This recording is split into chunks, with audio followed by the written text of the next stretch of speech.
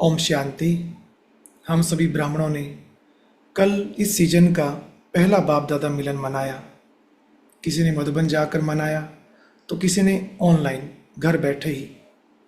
तो बाबा ने कल बहुत सारी बातें याद दिलाई, कुछ काम भी दिया, कुछ इशारे दिए और कुछ स्मृतियाँ भी दिलाई। सबसे पहले बाबा ने कहा कि देखो, आप ब्राह्मण बच्चों को कितने खजाने मिले हैं। ज्ञान का खजाना, योग का खजाना, धारणा का खजाना।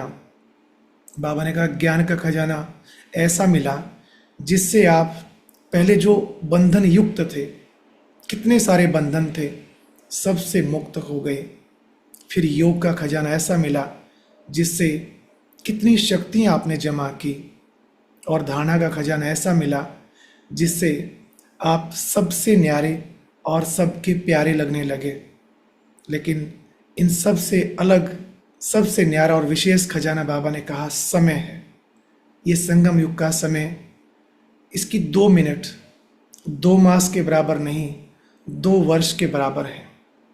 तो हर एक ब्राह्मण अपने से पूछे, क्या इतना महत्व समझकर संगम की एक एक सेकंड का यूज कर रहा है? फिर बाबा ने एक बात और कही कि आने वाला समय कुछ ऐसा होगा कि लोगों के पास ज्ञान सुनने का, योग लगाने का ऐसी फुर्सत होगी नहीं, ना उनमें हिम्मत होगी। वो सिर्फ आपके दिव्य अलौकिक चेहरे और चलन को देखकर उनको साक्षात्कार होगा, उनको हिम्मत मिलेगी, शक्ति मिलेगी। तो हर एक ब्राह्मण ये चेक करे कि क्या ऐसी स्थिति बनी है, कहाँ तक ऐसा स्वरूप हमने अपना बनाया है। फिर बाबा ने कहा कि एक बात आप बच्चों की बाप दादों को बहुत अच्छी लगी। वो कौन सी? कि हर वर्ष संगठन में मधुबन पहुंच जाते हो बाप दादा मिलन मनाने के लिए।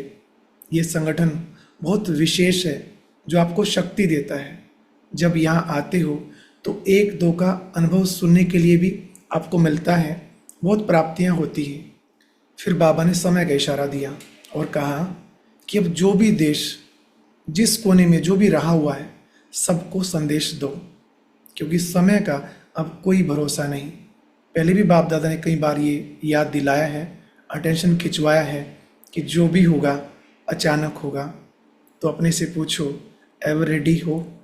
सबको संदेश दे दिया। फिर बाबा ने एक टाइटल दिया। बाबा ने कहा आप सभी ब्राह्मण बच्चे डबल पुरुषार्थी हो। आपको 2 कार्य एक साथ करने हैं। एक तो पूरे संसार में चारों तरफ सबको संदेश दो, और दूसरा अपनी प्रोग्रेस करो। जो डबल पुरुषार्थी बच्चे होंगे वो दोनों कार्य अभी करेंगे, फिर नहीं। जो ये कहते हैं कर लेंगे, हो जाएगा, वो डबल पुरुषार्थी नहीं है। इसलिए अब पुरुषार्थ पर विशेष अटेंशन दो, ये समय अभी है।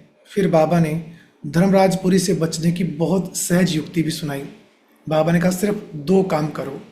एक तो रोज का, सारे दिन का हाल चाल बाबा को दे दो, और उसमें जो आपको कमी नजर आए उसका परिवर्तन कर लो।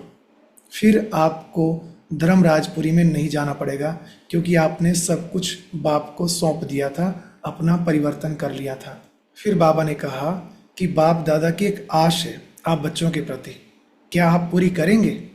वो आश है कि हर एक ब्राह्मण के चेहरे और चलन में बाप प्रत्यक्ष दिखाई दे, सभी का चेहरा मुस्कुराता हुआ दिखाई दे, किसी के चेहरे पर कोई उलझन या कोई चिंता दिखाई ना दे। तो इससे बाप बहुत जल्दी प्रत्यक्ष हो जाएगा। बाबा ने पूछा ये करेंगे ना कार्य? लेकिन ये कैसे सहज होगा? इसके लिए बाबा ने कहा माया को आज ही इशारा कर दो। कौन सा इशारा? गेट आउट का। और अपने को याद दिलाओ कि हम गेस्ट हाउस में रहने वाले गेस्ट हैं।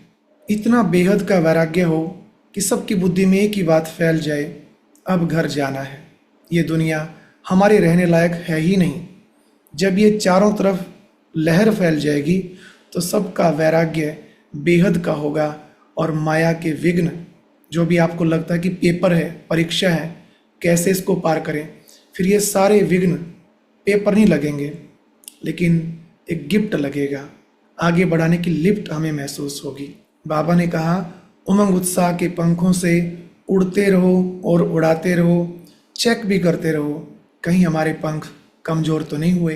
और लास्ट में जाते जाते बाबा ने कहा कि अब बाप दादा, आप बच्चों में एक बात देखना चाहते हैं, क्या वो पूरी करेंगे? बाबा ने कहा, हर एक ब्राह्मण हर गुण हर खजाने से संपन्न और संपूर्ण बने।